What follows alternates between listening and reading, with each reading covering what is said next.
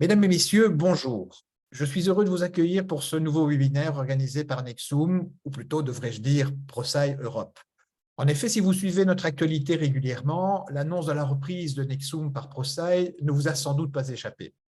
C'est pour nous un très grand honneur et une reconnaissance indéniable pour notre travail de promotion de la conduite du changement en Europe.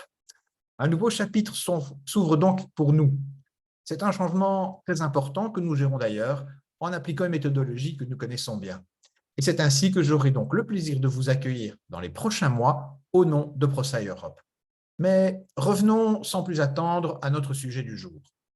Cela fera bientôt 22 ans que les initiateurs du Manifeste Agile ont posé les 4 principes de base qui constituent le cadre dans lequel ont vu le jour toute une série de méthodes de gestion de projet, au départ surtout orientées sur la gestion de projets informatiques.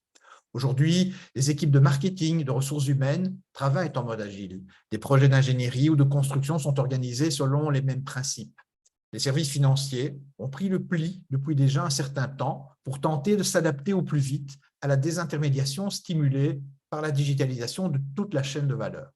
Même les services publics adoptent les principes agiles et intègrent la voix de l'utilisateur dans le processus de transformation pas à pas de leurs services. Ce qui rend les méthodes agiles particulièrement attractives aujourd'hui, c'est principalement leur capacité à démarrer rapidement un projet, quelle qu'en soit sa nature, de se mettre en mouvement et de s'adapter rapidement au fur et à mesure que le projet se développe et prend forme. Dans un environnement économique qui devient chaque jour un peu plus volatile, incertain, complexe et ambigu, la capacité de s'adapter rapidement n'est pas un simple atout, c'est devenu une nécessité. Or, les méthodes agiles et la conduite du changement ont ceci en commun, c'est qu'elles développent la capacité d'adaptation des organisations. C'est d'ailleurs le 4e principe du Manifeste Agile, réagir au changement plutôt que de suivre un plan. Et c'est ainsi, précisément, que la conduite du changement jouera son rôle en facilitant le changement. Si vous assistez à ce webinaire aujourd'hui, c'est sans doute parce que vous avez certainement vécu ou anticipé les conséquences possibles d'un changement tel que le passage d'une gestion de projet en cascade, le fameux waterfall, à une gestion agile. Ou peut-être êtes-vous sur le point de prendre en charge le volet humain d'un changement induit par un projet dans un contexte agile. Et vous vous demandez comment appliquer la conduite du changement de manière itérative ou comment créer des plans de gestion du changement adaptatif et vivant, ou encore comment vous préparer à travailler dans ce nouveau contexte.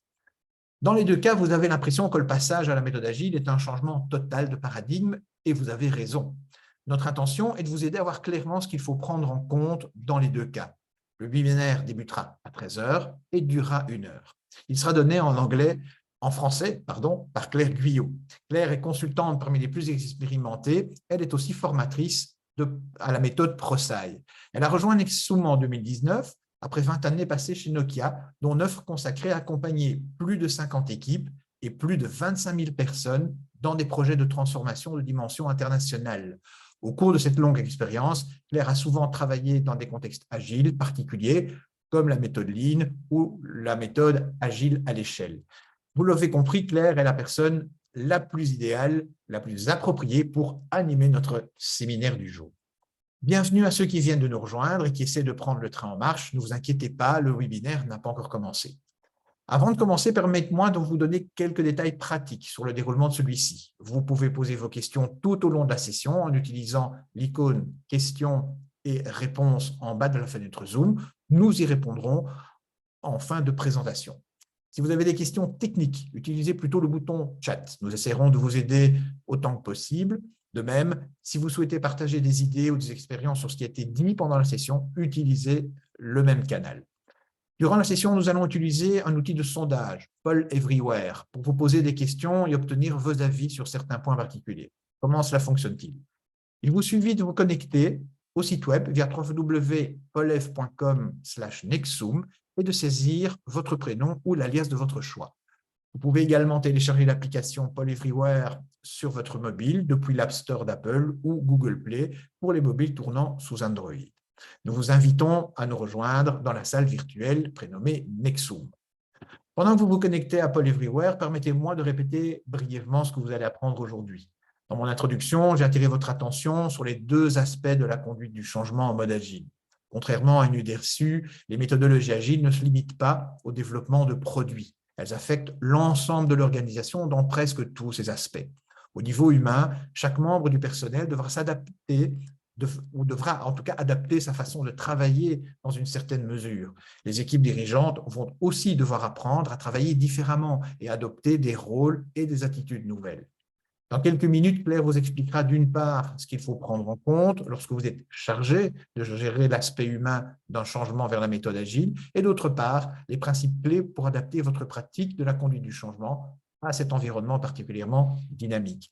Nous espérons que vous quitterez notre webinaire avec une vision claire de ces deux défis.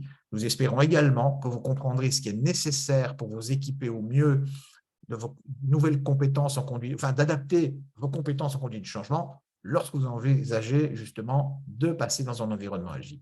Et si vous avez un besoin particulier d'assistance, sachez que Nexum organise des ateliers spécifiques sur ce sujet. Si vous souhaitez en savoir plus, n'hésitez pas à nous contacter via le chat pendant la session. Je vous souhaite un excellent webinaire. Claire, je te cède la parole. Oui, merci Renaud et bonjour à tous. Je suis ravie d'être là parmi vous aujourd'hui et de mener ce webinaire qui va être une heure assez intense. J'espère que vous allez rester avec nous et n'hésitez pas, comme l'a dit Renaud, à poser toutes les questions que vous voulez de manière régulière. Comme ça, on pourra y répondre à la fin. Donc, c'est une session en 5 parties. Nous allons aborder dans ce webinaire vraiment 5 grandes étapes. D'abord, je vais vous introduire rapidement quelques notions sur l'agilité et poser certaines hypothèses. Comme ça, on sera tous, je dirais, un peu sur le même niveau, on aura les mêmes bases. Ensuite, on montrera que l'agilité introduit un changement de paradigme dans la gestion de projet. Renaud l'a mentionné. Et que passer à l'agile est vraiment un voyage qui s'accompagne d'une vraie démarche de gestion du changement. En effet, il faut à la fois accompagner la mise en place de la méthodologie agile au niveau de l'organisation et enfin aussi s'assurer que dans les projets en agile, on intègre également de la gestion du changement parce que vous le verrez, travailler en agile ne se fait pas du jour au lendemain. Donc, posons déjà quelques hypothèses. Comme je vous le disais, on va partir du postulat, en tout cas, que vous, participants à ce webinaire, avez déjà une connaissance de base en Agile. Le sujet d'aujourd'hui n'est pas de faire une formation à l'Agile, mais vraiment d'introduire l'importance de la gestion du changement, justement, en environnement Agile. Donc, on va poser quelques concepts et notamment celui de l'équipe agile, parce qu'on y reviendra également dans la suite du webinaire. Une équipe agile, comme vous le savez certainement, est composée de 3 rôles dont l'objectif est vraiment d'apporter de la valeur. Ça, on y reviendra aussi beaucoup. Le premier rôle, comme vous le voyez à l'écran, c'est vraiment le rôle de Product Owner ou de PO. Il va représenter en fait les besoins du client et il a vraiment une autorité sur le périmètre et le contenu en fait de ce que le projet agile doit livrer et l'ordre également dans lequel les fonctionnalités doivent être livrées.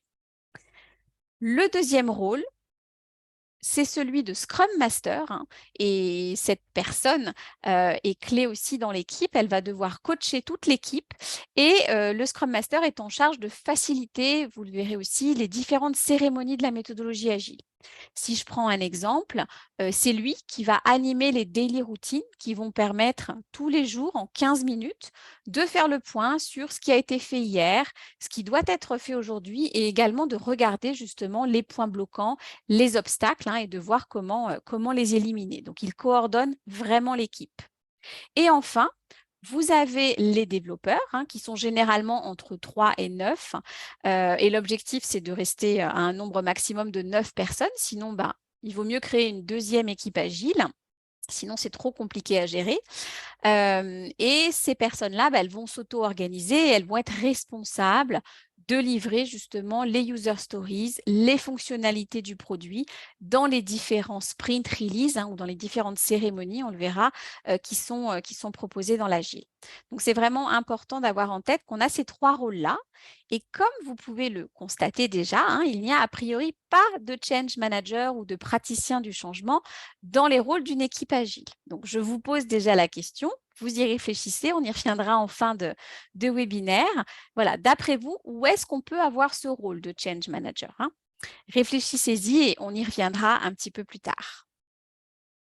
Donc, c'est une équipe qui va se focaliser, comme je l'ai dit, pour apporter de la valeur à chaque sprint, chaque itération. Et donc, comme l'a déjà précisé également Renaud dans son introduction, si on revient sur l'origine de l'agile, il a été développé dans le manifeste agile qui a été rédigé en 2001 dans l'Utah donc par des experts informatiques qui considéraient que le cycle de développement en cascade ou waterfall ne correspondait plus aux contraintes et aux exigences des organisations en évolution rapide.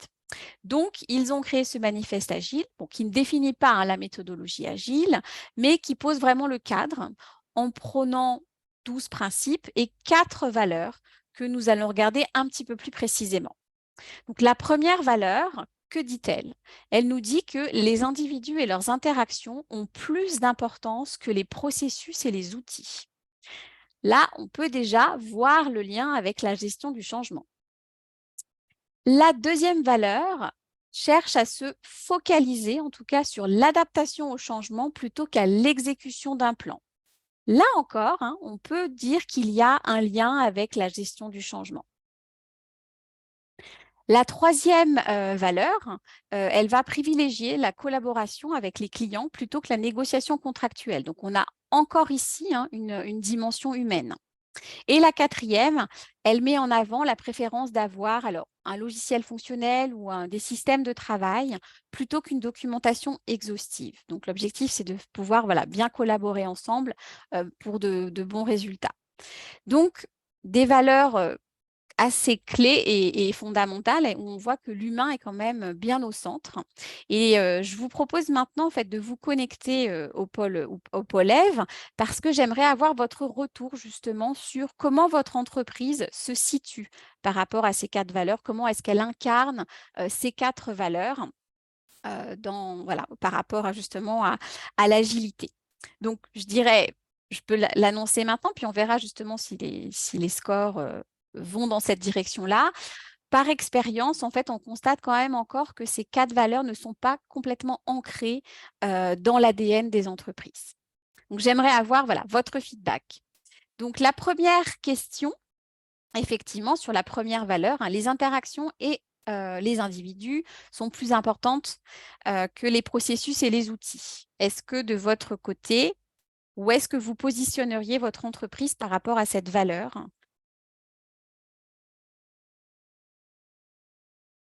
sur un score de 1 à 5, donc en termes de smiley?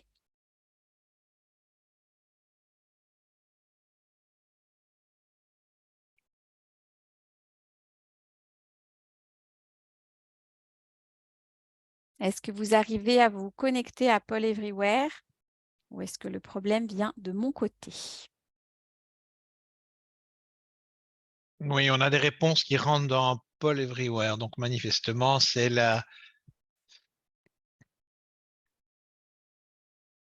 slide qui ne s'affiche pas. Est-ce que tu veux, Claire, que je partage les Oui, réponses? d'accord. Partage. Je vais te laisser partager peut-être toutes les réponses à ce moment-là. Si j'ai un souci.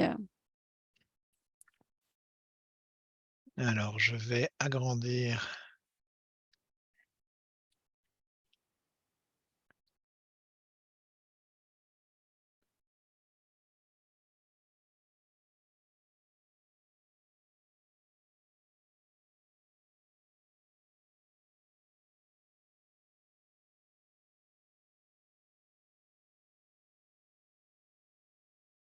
Oui, mais là, je ne parviens pas à partager mon écran.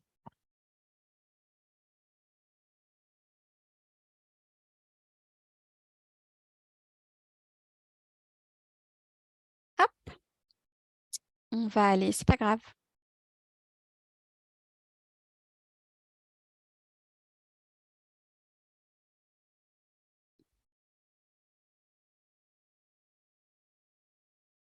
Est-ce que vous voyez mon écran maintenant?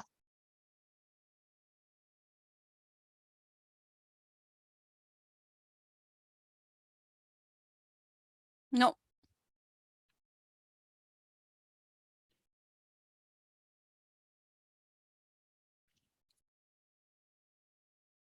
Non, alors c'est pas grave. Ce que moi je propose, c'est que je vais commenter en fait ce que je vois. Donc pour l'instant, effectivement, on a une majorité de votes sur les 2 smileys verts, une très très grande majorité, et nous avons quelques jaunes, donc quelques visages neutres et et 4 pins sur le petit visage orange. Donc l'extrême majorité des réponses vont dans le sens des deux smileys verts. OK. Non, j'ai toujours rien qui s'affiche. Je suis vraiment désolée. Alors, on va passer à la deuxième question, justement, deuxième valeur. Comment votre entreprise incarne ces valeurs-là, justement, réagir au changement plutôt que de suivre un plan. Ah ben là, ça s'affiche.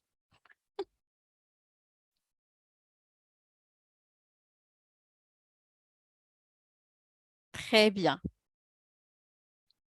Donc là, effectivement, hein, on est quand même sur des entreprises, j'allais dire, qui incarnent bien cette valeur de l'agilité, puisqu'on a quand même une bonne partie des réponses sur le jaune et le vert clair.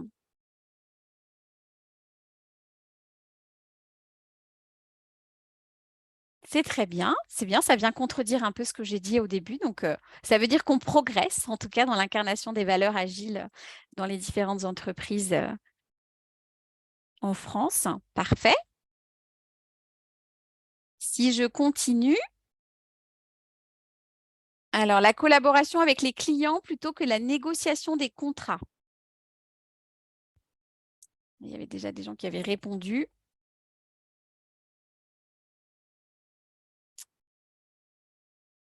On a effectivement un peu la même tendance, avec là, pour le coup, peut-être un petit peu plus de jaune et de orange, où l'aspect formalisation, négociation des contrats reste quand même importante. Très bien. Merci pour ce partage. Et si j'y arrive, hein, la dernière valeur, est-ce que ça va s'afficher? Là, ça va peut-être pas s'afficher. Si, ça arrive. Les systèmes de travail plutôt qu'une documentation exhaustive. Est-ce que c'est une valeur voilà, qui est incarnée dans votre entreprise?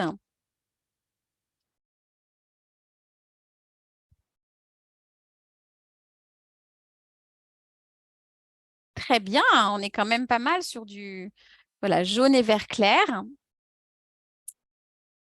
Donc, en tout cas, là, avec les participants à ce webinaire, je constate qu'on a voilà, une tendance plus positive, en tout cas dans l'incarnation des 4 valeurs agiles. Donc, c'est plutôt une très bonne nouvelle. Merci beaucoup de tous ces petits pins. Alors, je vais continuer justement un petit peu sur l'aspect agilité pour qu'on pose les bases. Il y a des choses que vous reconnaîtrez. Donc, comme vous le savez, il y a plusieurs méthodologies, Agile, Scrum, Agile à l'échelle avec Safe. On a du DevOps, on a du Lean Startup. Là, aujourd'hui, l'idée, c'est de se focaliser, en tout cas, on a pris l'exemple de la méthodologie Scrum pour ce slide-là, qui est aujourd'hui quand même le cadre de la gestion de projet agile le plus populaire, en tout cas qu'on retrouve dans beaucoup d'entreprises. Et comme vous pouvez le voir ici, c'est une approche qui décrit un ensemble de réunions, des outils, des rôles qui vont fonctionner ensemble pour aider les équipes à structurer et à gérer leur travail. Donc, comme je l'ai déjà peut-être un tout petit peu dit, je voudrais vous expliquer rapidement comment ça fonctionne. Avec Scrum, en fait, les produits sont construits de manière itérative par période de 2 à 4 semaines et c'est ce qu'on appelle les sprints, comme vous voyez à l'écran. Et pour chacun des sprints, on a un objectif qui est bien défini et on a un objectif qui est surtout orienté valeur, à savoir, on se pose à chaque fois la question, quelle va être la valeur que l'on veut créer pour le client au cours de ce sprint? On a bien sûr ce qu'on a déjà dit, une équipe constituée au moins de trois rôles, le product owner, le scrum master et nos développeurs. Et chacun, en fait, va jouer son rôle et contribuer aux différentes étapes et aux différentes cérémonies du projet agile. Donc, je ne vais pas forcément revenir voilà, sur les rôles de chacun, mais effectivement, on a notre product owner qui va en tout cas être responsable de ce qui va être développé et de l'ordre dans lequel on va développer les fonctionnalités et qui va mettre en place et prioriser aussi les fonctionnalités au sein d'un product backlog. Et c'est là également que l'on va voir justement toutes les user stories. De l'autre côté, on aura le Scrum Master, lui, qui va pouvoir faciliter un peu la vie de l'équipe, organiser justement toutes les cérémonies qu'on va voir pour suivre l'avancement du projet, gérer aussi les obstacles et essayer de lever les obstacles qui peuvent entraver la livraison en temps voulu de ce qu'attend le client. Et on a bien sûr les développeurs aussi qui vont agir et voilà, déterminer, en tout cas répondre à ce que le client a demandé et fournir les différentes fonctionnalités. Et ce qui est intéressant également dans cette approche agile, c'est qu'il y a différentes réunions d'équipe ou différentes cérémonies. L'objectif, c'est de pouvoir vraiment inspecter le produit, adapter le produit. Donc, on est aussi là dans l'amélioration continue avec les boucles que vous voyez. On a, comme je l'ai déjà dit, des daily stand-up, des réunions quotidiennes, rapides pour faire le point sur qu'est-ce qu'on a fait, qu'est-ce qu'on doit faire et qu'est-ce qui bloque. On a aussi quelque chose qui est très important à la fin de chaque sprint. On parle de la revue du sprint ou d'une démonstration. C'est en fait l'équipe Agile qui va présenter ce qu'elle a développé au cours du sprint, à la fois aux clients et aux différentes parties prenantes. Et donc, on va collecter à ce moment-là des feedbacks qui vont être incorporés pour le sprint suivant en mode amélioration continue. Et on a également une réunion importante qui s'appelle la rétrospective, qui peut être faite effectivement à la fin du sprint ou peut-être des fois à la fin d'une release, pour faire le point justement sur la façon dont le sprint s'est passé et notamment se focaliser sur le mode de fonctionnement de l'équipe, comment l'équipe a fonctionné, est-ce qu'on a bien collaboré ensemble ou pas. Donc, au regard en fait de tous ces éléments, on voit déjà que travailler en agile nécessite vraiment d'adapter son travail quotidien pour adopter finalement le mode de fonctionnement agile. C'est quand même pas neutre. Et donc là, on peut effectivement rentrer dans ce qu'on appelle le changement de paradigme, puisque dans la gestion de projet, finalement, on se rend compte que il y a un vrai changement de paradigme dû à Agile. Avec l'arrivée d'Agile, on a vraiment une méthodologie de gestion de projet qui change. On l'a déjà bien vu avec différentes cérémonies, des rôles aussi qui changent. Et on peut se dire que comme la gestion du changement est une composante de la gestion de projet, ça c'est quelque chose que vous savez, et l'introduction de l'agile finalement va forcément avoir un impact sur la façon dont on va conduire le changement en agile. Donc c'est important d'avoir ça en tête et on va voir déjà quelques éléments intéressants de ce paradigme justement, de ce changement de paradigme. Dans la première boîte, je dirais, ce qu'on peut mettre en avant, c'est le fait qu'aujourd'hui, effectivement, avec un projet classique, généralement, on a un périmètre bien défini avec une date de début, une date de fin. Quand on est dans un projet agile, on n'a pas forcément un périmètre très bien défini au début et on n'a pas de date de fin. Donc, on travaille en mode itératif, comme on l'a vu avec les sprints, en apportant de la valeur à chacun des sprints. Donc, on parle plutôt d'une initiative d'amélioration qui est drivée par la valeur. Donc, on continue finalement à délivrer des fonctionnalités tant qu'on continue à apporter de la valeur. Et si à un moment donné, on se rend compte qu'il n'y a plus de valeur à apporter, on va changer de direction, peut-être investir l'argent sur un autre projet, sur d'autres fonctionnalités. Mais c'est important en tout cas d'avoir toujours cette valeur en tête et finalement, cette valeur, elle est aussi liée à l'adoption du produit par les utilisateurs ou les clients. C'est vraiment ça que l'équipe a en tête, en tout cas dans la construction de son projet agile. On a ensuite quelque chose d'important dans l'approche agile, c'est qu'il va falloir s'adapter au changement. Et pour accepter ce changement, ça va être important aussi de mettre en place des mesures d'adoption qui vont permettre justement de capter la valeur. Et quelque chose qu'on verra un petit peu plus loin dans le webinaire, mais qui est aussi fondamental, c'est que passer à l'agile nécessite aussi d'avoir une nouvelle culture. Et ça, on y reviendra. Mais si je prends l'exemple de la prise de décision, dans un projet classique, généralement, les décisions sont prises dans un steering committee, dans un comité de pilotage, sur la base de ce que va présenter le chef de chef de projet, excusez-moi. Dans l'agilité, il y a vraiment une nécessité d'alignement de l'équipe. Et on va demander aux sponsors de venir assister à la démonstration ou à la revue du sprint à la fin pour valider les résultats et valider ce qui a été construit par l'équipe. Donc, c'est une approche complètement différente. Et là, on voit bien que le A, si vous vous rappelez bien du sponsor, dans l'ABC du sponsor, le A, être actif et visible, prend alors toute sa dimension. Et comme on l'a vu, dans une équipe agile, il y a 3 rôles. Et vous avez constaté que finalement, le chef de projet en tant que tel n'existait plus. En fait, on peut même dire que le chef de produit, le rôle, les activités du chef de projet a été réparti sur toute l'équipe parce qu'on parle de co-construction, de collaboration. Donc, d'une certaine manière, on peut dire que Agile a démocratisé le rôle de chef de projet. Alors, maintenant, une approche évidemment de ProSci qui a regardé quels étaient les principaux facteurs qui contribuaient à une transition réussie vers un environnement agile. Et là, vous allez reconnaître des éléments que vous connaissez déjà. Vous allez voir des similitudes. On se rend compte effectivement que pour réussir une transition agile, ça va être très important d'avoir un bon sponsorship, un très fort sponsorship, facteur de réussite majeur. Ça vous parle? Dans un deuxième temps aussi, on se rend compte qu'il va falloir communiquer de manière efficace. Et là, peut-être une note particulière à dire, c'est que comme on va délivrer des sprints, on va délivrer des petits morceaux avec une certaine cadence, il va falloir faire extrêmement attention à la communication qu'on va faire. Elle va être vraiment ponctuelle, il faut qu'elle soit digeste, équilibrée. L'objectif, c'est vraiment d'éviter la saturation. On a ensuite un autre facteur très important qui est la formation sur Agile. Les participants donc, à la recherche de ProSci ont vraiment indiqué que la formation à la méthode Agile, voire même la certification pour eux-mêmes ou d'autres membres de l'équipe, était vraiment essentielle en termes de réussite. Parce que ça permettait finalement d'avoir une formation officielle sur la méthode Agile et de faire en sorte d'avoir une homogénéité de pratique. Les gens avaient la même approche sur les projets agiles. Donc ça, c'est quelque chose aussi qui est très important. Et le quatrième facteur, c'est de s'assurer que vous avez bien des experts agiles qui sont impliqués dans l'effort et qui connaissent très bien la méthodologie. Parce que justement, on va attendre d'eux qu'ils aident à traduire et à démontrer les principes agiles qui sont quand même complexes pendant cette phase de transition vers l'agile.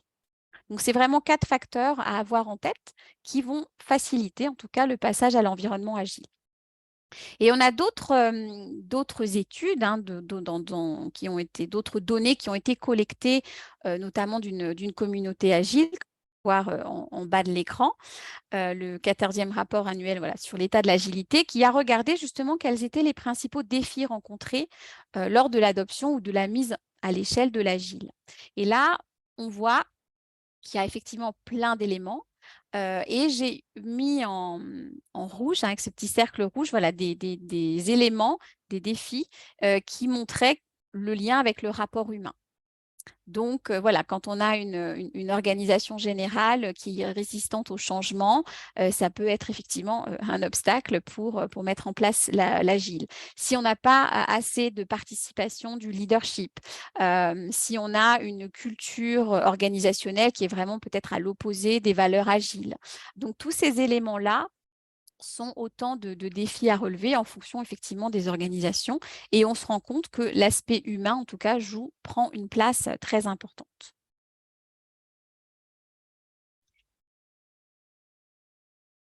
Après, je dirais avoir posé les bases de la méthodologie agile et montrer un peu ce changement de paradigme qui arrive généré, je dirais, avec l'agilité dans la gestion de projet. On comprend finalement que pour une organisation, la mise en place de l'agilité, c'est vraiment un voyage qu'il va falloir accompagner. Et donc, on va regarder ensemble justement le voyage à faire, les étapes à passer pour pouvoir correctement mettre en place de l'agile dans l'organisation. Donc, aller vers l'agile et travailler en mode agile, hein, c'est une vraie transformation pour l'entreprise. Voilà. Pour ne pas dire, je dirais même moi, une révolution. Donc, ça va être primordial de suivre des étapes clés, hein, pour une transition réussie. Donc, personne ne travaille simplement en mode agile.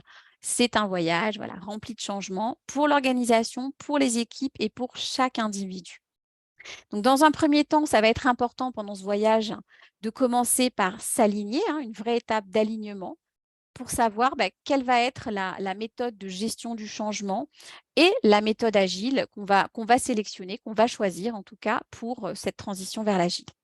Donc, bien s'aligner, c'est, j'allais dire, voilà, la base, le début du parcours. Ensuite, il va falloir prendre le temps de préparer le changement justement vers ces nouvelles façons de travailler agile et de bien définir les conditions du succès. Ça, je suis sûre que c'est aussi quelque chose qui vous parle, hein, de savoir dès le début quand même vers où on a envie d'aller, qu'est-ce qu'on veut atteindre. La troisième phase, ça va être effectivement pour aller vers l'agile, il va falloir apprendre la méthode, hein, la diffuser aussi dans l'organisation et s'assurer que les personnes qui sont impactées adoptent aussi cette nouvelle, je dirais, méthodologie, mais aussi la nouvelle culture qui va avec. Ça, c'est un point aussi essentiel. Et enfin, je dirais, les premières équipes vont commencer à travailler en agile et il va falloir aussi s'assurer que progressivement, hein, les autres équipes puissent suivre. Donc, on va élargir, hein, l'utilisation de l'agile dans les différents projets. On va poursuivre les améliorations avec pour objectif, bien sûr, de soutenir, de renforcer, hein, l'application agile dans toute l'organisation pour que ça devienne vraiment pérenne et que ça rentre en fait dans l'ADN de l'entreprise. Donc voilà, en gros, je dirais le voyage initiatique, le voyage qu'il va falloir prendre en main pour aller vers l'agile et pouvoir ensuite travailler dans des projets agiles. Et bien sûr, ça va être important, hein, de regarder dans le détail, d'un point de vue conduite du changement, comment est-ce qu'on peut accompagner ce passage justement à l'agile. On va maintenant faire un zoom, je dirais, sur chacune des parties pour voir comment la gestion du changement, voilà, peut s'adapter, peut accompagner le déploiement de l'agile. Donc, on a structuré, comme vous pouvez le voir, un petit peu le voyage change sous forme de PI ou incrément de programme. On a représenté aussi de manière un peu visuelle, hein, sous format Kanban, les différentes activités qu'il faut réaliser dans les différents PI. Donc, globalement, ce qu'on dit, c'est que ces 5 incréments peuvent être séquentiels, hein, et peuvent aussi se chevaucher. Voilà, donc là, Claire, je t'interromps une oui. seconde. Il y a quelqu'un qui pose une question. Je me dis que plutôt que d'attendre de te la poser à la fin du webinaire, qu'est-ce qui se cache derrière l'acronyme WOW? Oh, pardon. Oui, en fait, c'est vrai que j'aurais pu le traduire en français. C'est les Ways of Working. Pardon, ouais. Donc, Ways of Working, Merci. les façons de travailler en mode agile, tout à fait. Il y a encore quelques éléments qui restent en anglais dans la présentation. Donc, si on zoome maintenant effectivement sur chacune de ces étapes, hein, parcours du voyage, qu'est-ce qu'on va y trouver? L'objectif, c'est effectivement de bien s'assurer qu'on va s'aligner sur l'agilité, donc de choisir finalement quel chemin on veut prendre, quelle est la solution, la méthode agile qu'on choisit de faire et quelle est la méthode, la méthodologie en conduite du changement qu'on veut adopter. Donc ça, c'est aussi c'est très important de poser ces bases-là pour pouvoir après former les gens sur les bonnes méthodes. Donc, ça permet d'avoir, hein, un alignement sur une bonne compréhension, je dirais, commune, hein, de la gestion du changement et de la méthode agile. Comme on a le choix entre plusieurs méthodes, c'est important de pouvoir se dire lesquelles on choisit dès le départ. Et ça va déjà définir effectivement comment ensuite on va travailler sur les différentes étapes. Donc ça, c'est une première étape importante. Donc dans notre product backlog, on a ces 4 éléments à travailler en tout cas sur cette première phase. Ensuite, sur justement comment se préparer en fait à un mode de fonctionnement ou des façons de travailler en agile, ça va être important justement de regarder, d'identifier dans un premier temps quels sont les risques que vous avez par rapport à votre destination, je dirais. Comment vous pouvez les couvrir, tous ces risques-là, et notamment voilà, se focaliser sur les risques humains. Regarder d'un point de vue agile, qu'est-ce que ça veut dire d'un point de vue humain de passer vers l'agile. On a également besoin de vendre la conduite du changement dans un environnement agile. Pourquoi? Parce que vous allez souvent entendre dire, et c'est vrai moi en tout cas dans les entreprises que j'ai pu accompagner sur des projets agiles, on a des coachs agiles, ça doit vous parler, et on entend, j'ai souvent entendu, on n'a pas besoin de change manager parce qu'on a déjà des coachs agiles.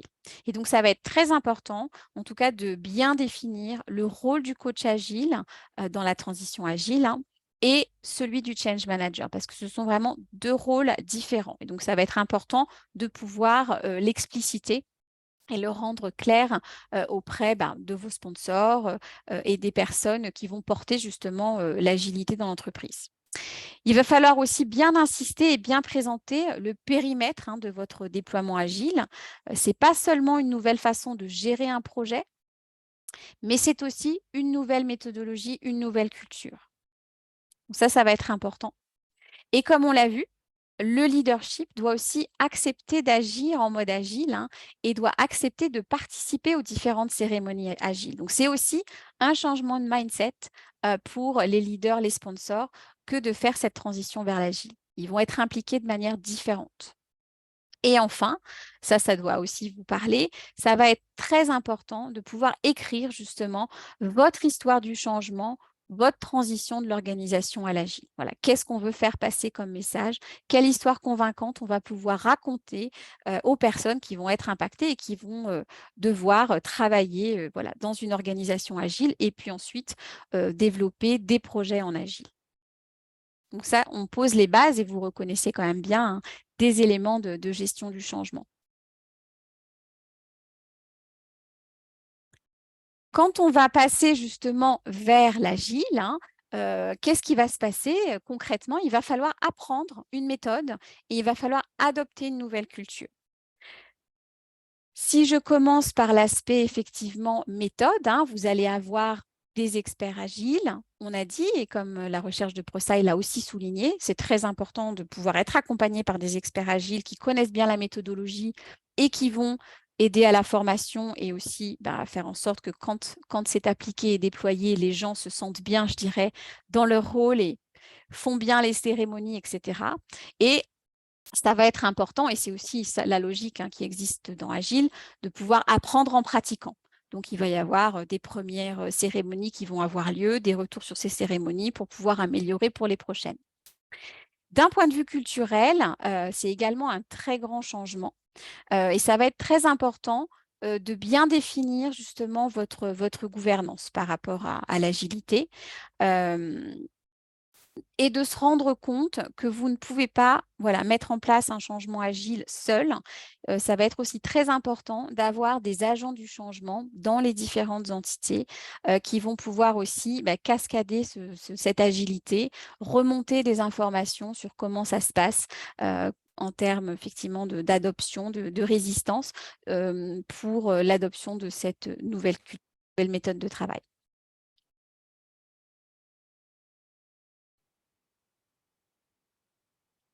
Et enfin, quand je dirais au niveau de l'organisation, vous avez posé effectivement les bases de cette organisation agile, progressivement, les collaborateurs, les personnes vont devoir travailler en agile sur des projets agiles. Et là, on va pouvoir aussi concrètement appliquer la conduite du changement dans le monde agile, donc dans les projets agiles. Donc, on va regarder effectivement qu'est-ce que ça veut dire ADKAR en agile, c'est quoi les différents rôles de conduite du changement dans les équipes agiles, comment est-ce qu'on va organiser, on va y revenir, cette conduite du changement dans les équipes agiles. Voilà. qu'est-ce qu'on va mettre comme élément dans le product backlog concernant la gestion du changement, comment on va mesurer tout ça. Et ça va être important en tout cas d'avoir ces éléments en tête. On y revient un tout petit peu plus tard. Donc, on a regardé, on a fait une petite enquête auprès d'une trentaine d'entreprises pour savoir où est-ce qu'elles en étaient dans leur parcours agile en 2022 en Europe, en regardant les deux dimensions. Comment on applique l'agile et comment est-ce qu'on pense agile, donc l'aspect culturel. Et qu'est-ce qui ressort de ces enquêtes? Sur effectivement l'application de la méthode agile, on se rend compte qu'il y a encore des progrès à faire sur deux dimensions. D'un côté, la définition ce qu'on appelle le fait, hein, le done, elle n'est pas forcément encore comprise par tout le monde. D'un autre côté, on voit aussi que les cérémonies agiles ne sont pas encore des moments toujours bien prédéfinis et scandés dans le temps. Si maintenant, on regarde plus l'aspect état d'esprit, toujours dans cette enquête, on se rend compte qu'il y a 3 points qui ressortent et que certains comportements sont difficiles à mettre en place. Donc, on a une déconnexion entre les sponsors et l'équipe agile qui fait le projet. On se rend compte qu'on n'a pas toujours cette implication des sponsors dans les différentes cérémonies.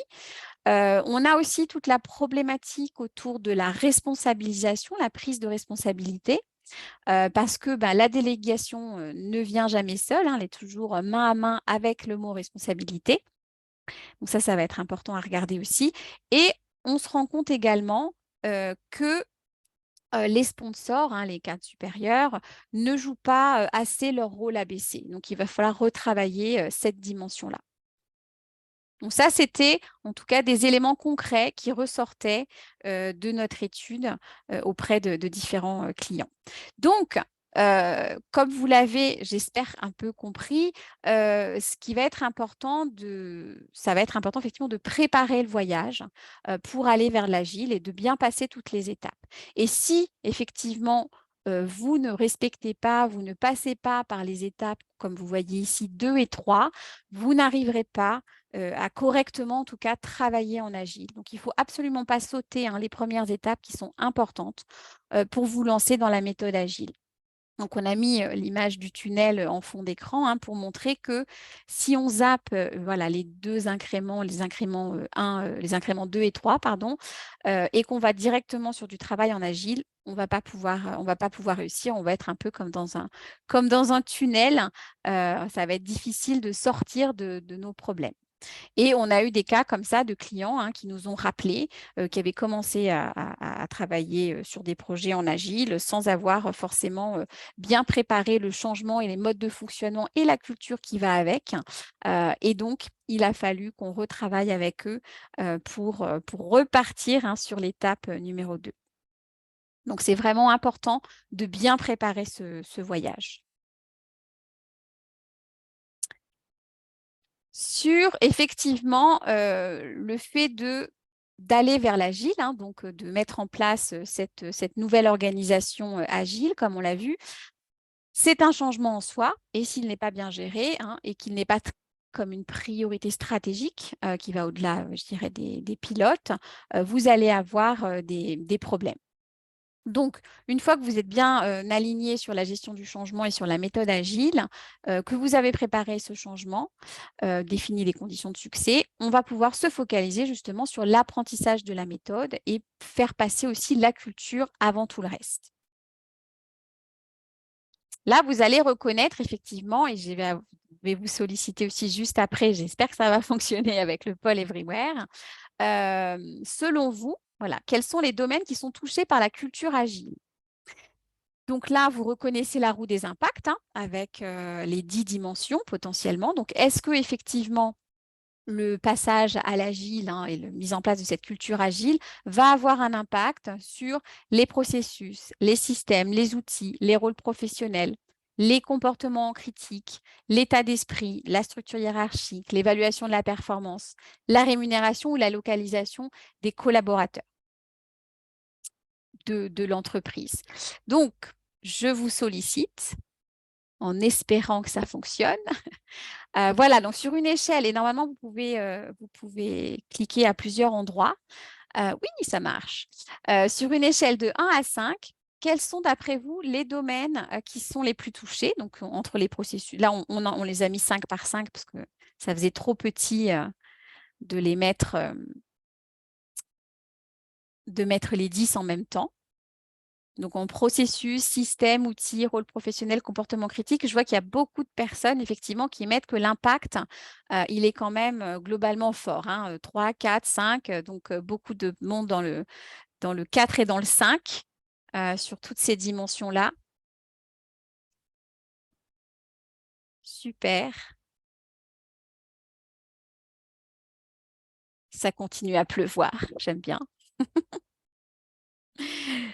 Je vais passer au Polève juste après, donc pour continuer effectivement sur les autres. Quels sont les domaines du travail impactés? Est-ce que la localisation est beaucoup impactée, la rémunération, l'évaluation de la performance, la structure hiérarchique, l'état d'esprit?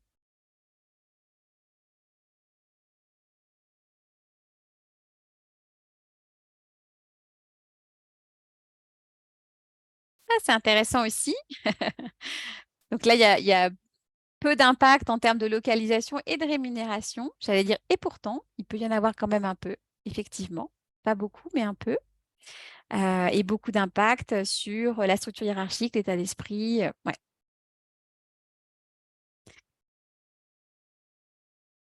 Donc là, peut-être pour illustrer certaines de ces dimensions, donc effectivement, ce que montrent vos réponses, c'est que le passage à l'agilité est vraiment, finalement, impacte quand même quasiment les 10 dimensions de la roue. Ça veut dire que c'est quand même un changement extrêmement fort pour l'entreprise.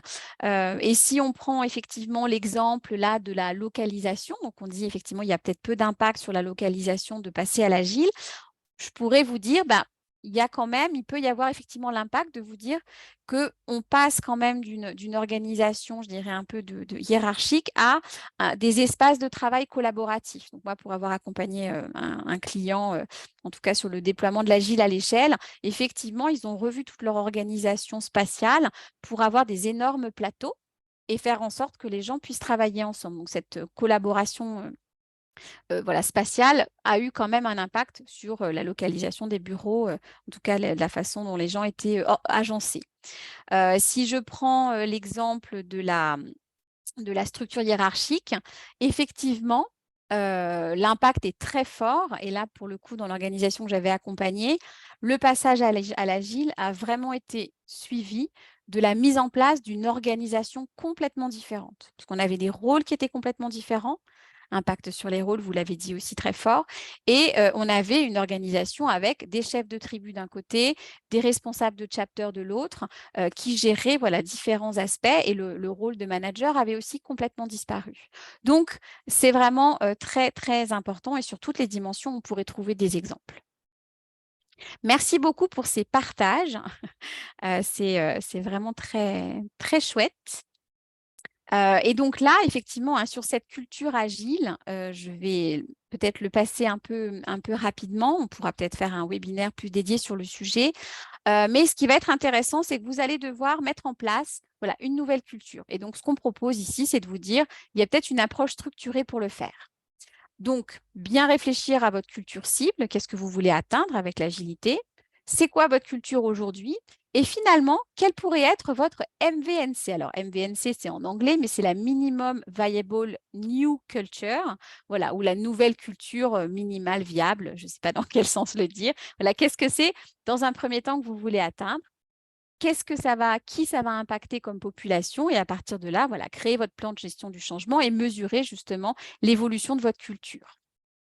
Donc là, on a, j'allais dire, et excusez-moi, je ne l'ai pas traduit en anglais, mais on a des dimensions culturelles qui sont clés voilà, et qui sont liées à l'agilité.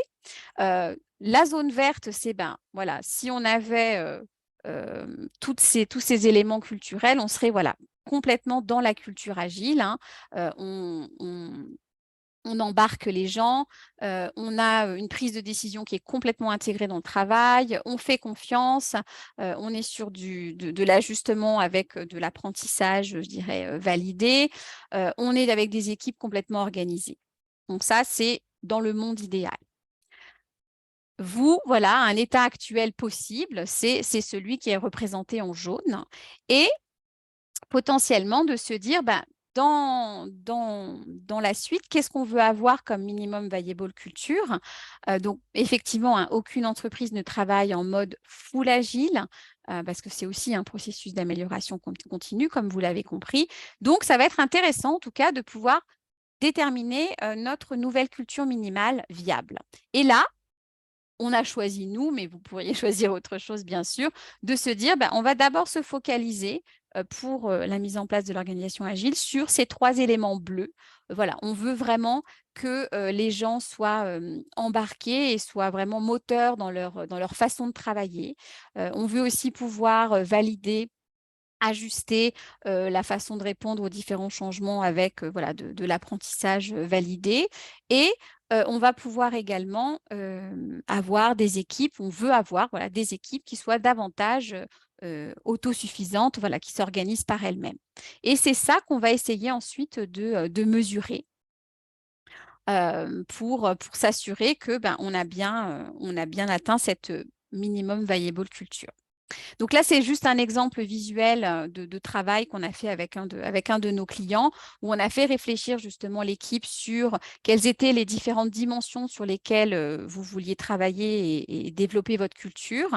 Et on a ensuite voilà, demandé à l'équipe de sélectionner finalement 2 comportements sur lesquels ils allaient se concentrer pour travailler justement à la mise en place en mode sprint aussi hein, de cette nouvelle culture. Donc là, vous voyez, il y a 2 comportements, we co-create with colleagues and clients, donc voilà la co-création, et également on challenge avec du feedback.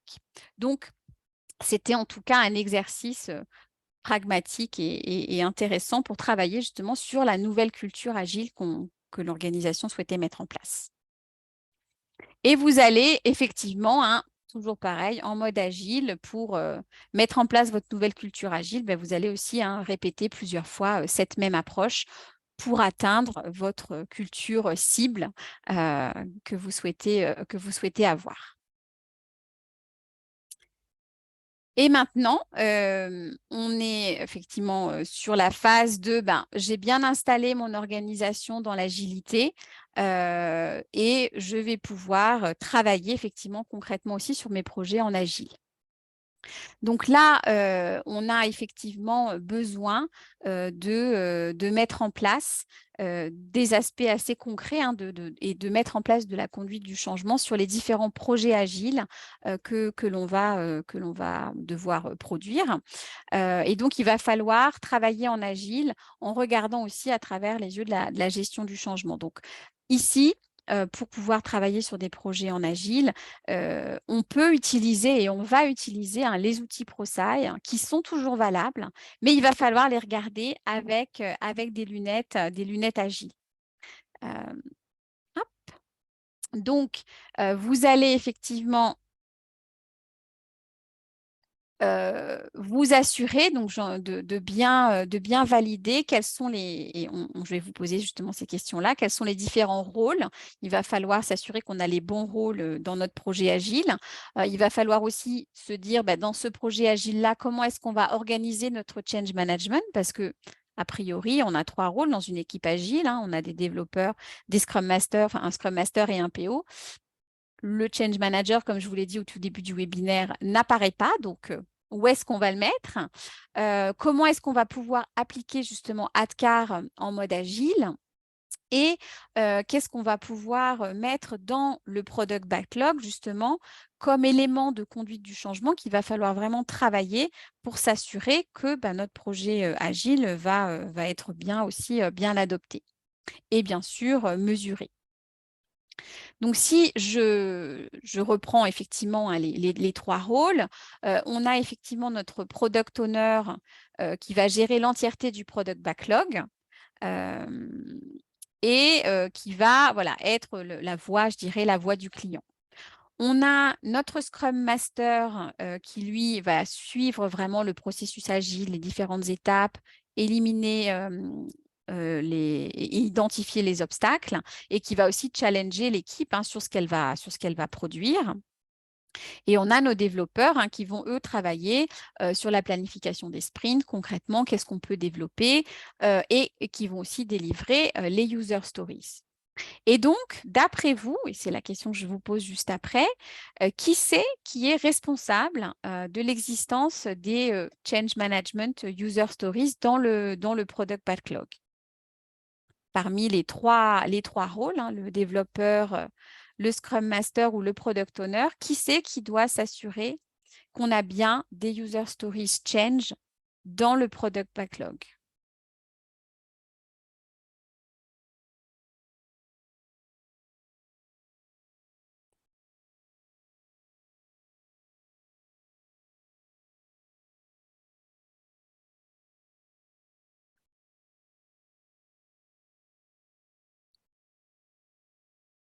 Super, ça s'équilibre.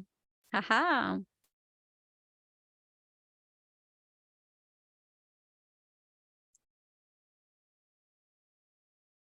Alors, effectivement, la bonne réponse, je dirais, c'est que c'est le product owner qui est vraiment responsable de tout le product backlog et donc qui doit s'assurer qu'il y a bien des user stories liées à la conduite du changement qui sont intégrées dans le product backlog. Mais effectivement, le Scrum Master, il est là aussi pour challenger l'existence de ces user stories et peut-être aussi pour challenger le contenu de ces user stories. Ça va être, voilà, en tout cas, un duo intéressant, mais ça va être important, et c'est important de l'avoir en tête, de pouvoir avoir justement ces user stories change management qui sont présentes dans le product backlog. Pardon. Autre point, c'est effectivement, du coup, si on a des user stories change management, on pourrait se demander aussi comment on va organiser la gestion du changement et finalement, où est le change manager dans l'équipe agile? Où est-ce qu'on devrait le positionner? Et en fait, là, de la même manière qu'on a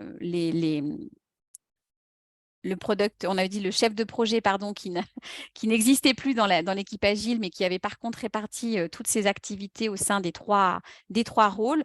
On a aussi finalement les activités de change management qui sont également réparties au sein de l'équipe. Et donc, on peut avoir, ça va être important en tout cas de s'assurer qu'on a un change manager peut-être dans l'équipe de développeurs, mais également que l'on a le product owner qui est sensibilisé, qui a une bonne connaissance aussi de ce que c'est que la conduite du changement. Donc, il peut être certifié ou il peut suivre, j'allais dire, une journée de sensibilisation.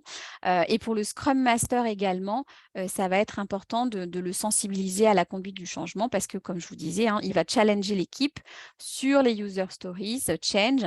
Et donc, si elles ne sont pas là, c'est important pour lui aussi d'avoir cette sensibilisation-là pour pouvoir être capable de les challenger.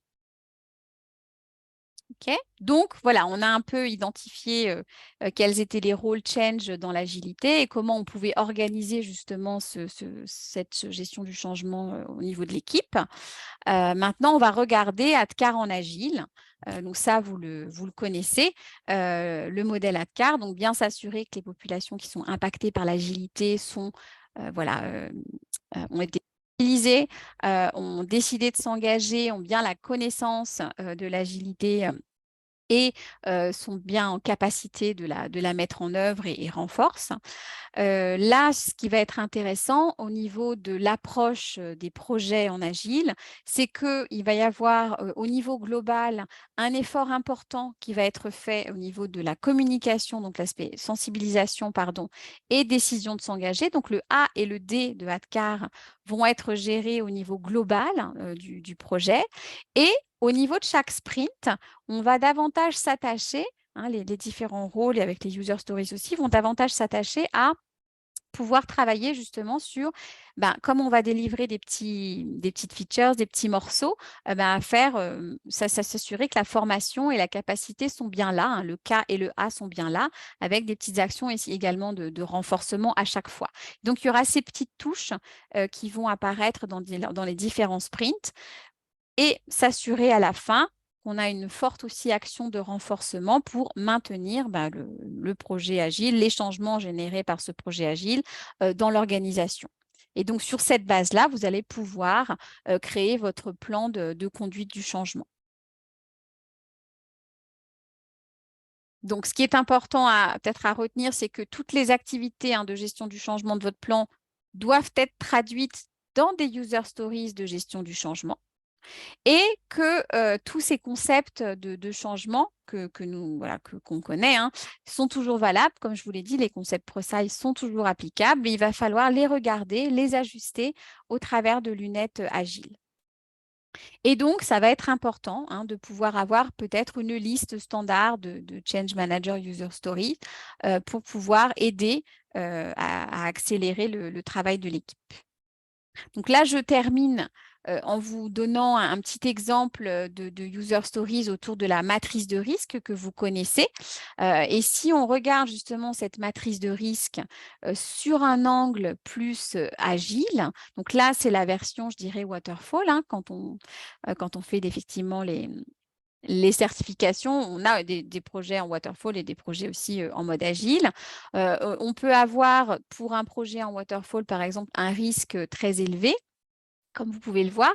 Et si on passe dans un environnement agile, ce à quoi il va falloir faire attention, c'est de se dire que le risque qui, au départ, peut paraître élevé, va en fait évoluer. La ligne verte, elle veut dire que on va travailler finalement de manière incrémentale dans l'agilité, on va découper en morceaux, et donc ça devient plus petit. Donc on pourrait se dire, du coup, les changements, ils sont plus petits, donc ils sont moins risqués. Donc la ligne, elle descend. Et ça sera donc plus facile à absorber. Mais dans l'autre sens, on a, j'allais dire, une autre ligne rouge qui apparaît, c'est que finalement, on va délivrer des petits morceaux, mais avec un rythme assez accéléré, assez rapide. Et donc, on peut aussi avoir le risque que les gens sentent un certain niveau de saturation par rapport à tous ces changements. Donc, c'est un exemple, en tout cas, de se dire que dans un environnement agile, le risque est toujours en mouvement. Donc, ça illustre cette adaptation, je dirais, de la conduite du changement avec le regard plus agile. Donc ça, c'est un exemple de user stories que l'on peut intégrer dans le product backlog dans le cadre de certains projets agiles. Et donc là, comme je l'avais dit au début, ça va être important de correctement communiquer et de manière ponctuelle mais efficace sur tous les changements qui se décident. Ça m'amène pile donc à ma conclusion. Donc j'espère que cette session aura été utile pour vous. Elle a été assez dense. Donc un petit récap, c'est vraiment la mise en place, en tout cas, vous l'aurez compris, d'un environnement agile, passer à une organisation agile ou travailler sur des projets agiles. C'est vraiment un changement de paradigme dans la gestion de projet. On a des nouveaux rôles, on a un changement de culture également à mettre en place et ça, c'est très important. Et donc, on a tout un voyage, tout un accompagnement à faire progressivement pour s'assurer que c'est bien ancré dans l'organisation. Et il va falloir bien sûr bien adapter la gestion du changement, comme on l'a vu, et saupoudrer, je dirais, ces concepts de gestion du changement et les rôles de gestion du changement dans l'équipe agile pour bien s'assurer qu'on a des éléments de conduite du changement qui sont intégrés dans le processus du projet agile. Avec les user stories qui sont vraiment les éléments très concrets de mise en place d'éléments d'accompagnement humain, en tout cas, pour le projet. Donc, je termine avec cet agenda et les éléments qu'a présenté effectivement Renaud sur notre passage, nous aussi. Alors, peut-être pas en mode agile d'ailleurs, mais en tout cas, on travaille sur l'accompagnement du changement de notre passage à ProSci. Et maintenant, je suis disponible pour répondre à vos questions si on a encore un peu le temps. On peut peut-être prendre juste 2-3 questions parce que Ouais. tu venais de terminer sur les user stories et les user stories liées à l'accompagnement, à la conduite du changement. Et quelqu'un posait la question de savoir les user stories, finalement, elles sont construites par qui? Est-ce que c'est le product owner? Est-ce que c'est le Scrum Master? Est-ce que c'est l'équipe entière qui construit les user stories? Alors, je pense que Michel pourra m'aider sur cette question-là. Moi, dans un exemple très pratique, les user stories, elles sont construites aussi avec le client, en fait, hein, puisqu'on a vu que le product owner, en fait, était garant du product catalogue. Donc, qu'est-ce qu'on allait mettre et de quoi on allait parler? Donc, l'initiative, elle vient, je dirais, du product owner, mais elle peut être construite par l'équipe. Et dans un exemple très pragmatique, nous, on avait aussi, enfin, donc j'aurais tendance à dire que c'est plutôt qui travaille sur la user stories. Euh, on avait travaillé donc chez un client avec au moment justement de PI planning où on se rassemblait tous dans ces cérémonies ou de revue de sprint, etc. On avait besoin, on avait une équipe en fait change qui travaillait sur ces user stories change en fait. Tu peux Michel, venir. peut-être tu veux compléter? Oui, mais c'est juste comme ça. C'est toujours dans une équipe. Vous travaillez dans une équipe et dans cette équipe, il y a seulement des rôles. Le product owner, comme tu dis, elle est responsable pour qu'on a des requirements, comme quelqu'un a dit dans le chat, ou des user stories au niveau change, car l'adoption doit est une partie du produit. Mais qui va délivrer, écrire les user stories, etc. Ça peut être tout le monde dans cette équipe. Et finalement, eux, ils vont dire, le product owner va dire quelles sont les priorités, y compris les user stories techniquement et humaines. Et finalement, c'est l'équipe qui va dire, on va le délivrer, ils vont faire une estimation et puis dire, OK, on peut faire ça, oui ou non, et puis ils vont le délivrer. Ok, merci Michel. Alors, quelqu'un pose aussi une question par rapport à la culture. C'est vrai qu'au départ, il y a comment dire, un gros travail à faire pour adapter la culture.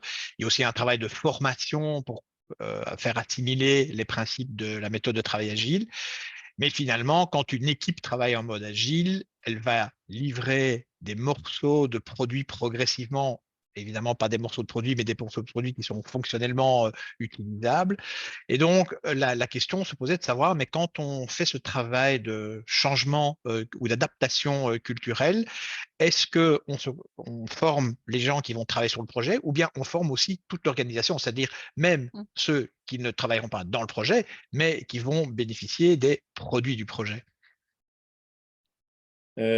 Aussi là, je peux ajouter certainement un cas très pratique, ce qu'on a fait avec une implémentation SAFe. Donc, c'est agile à l'échelle avec Mm.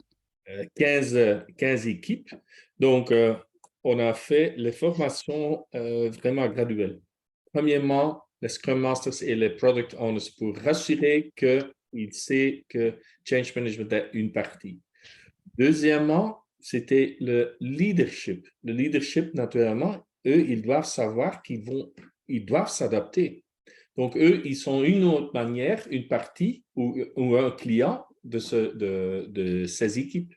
Car souvent, normalement, dans le waterfall, c'est le project manager qui monte et qui va vers un steering committee, personne d'autre, il va expliquer rouge, verte, jaune, oui, non, il revient, comment c'était, oui, on doit faire adapter tel. Non, non, ici, c'est inverse, c'est l'équipe et ce sont les sponsors, etc., qui peuvent venir vers l'équipe pour voir le démo. Et finalement, là, ils doivent naturellement dire, oui, on accepte, c'est vraiment ce qu'on veut bien avoir, oui ou non. Donc, la participation devient très importante. Donc, si on ne va pas expliquer ça aux sponsors, ça ne va pas marcher. Autrement, ils vont rester un peu dans leur bubble au-dessus. Ils ne vont pas participer. Troisièmement, l'équipe de développement, naturellement, eux, ils doivent savoir être conscients que change management est une partie. Et souvent, il y a des gens qui ont de capacités ou connaissances d'une partie de change. Il y a des gens qui font, par exemple, du communication, ils ont déjà donné des formations, etc., et qu'ils ont une bonne influence sur les gens, etc. Voilà. Ok, super. Merci Michel. OK. Merci Michel et merci Claire. Ben, je vois qu'il est déjà 14h10. Je vois aussi que nos invités du jour, et ils étaient très nombreux aujourd'hui, commencent à nous quitter parce que le devoir les appelle vers d'autres priorités. Donc, il me reste d'abord te remercier Claire pour cette présentation. Je te partagerai les commentaires positifs que nous avons reçus à travers le chat tout au long de la présentation et certainement parmi ceux qui nous quittent pour l'instant.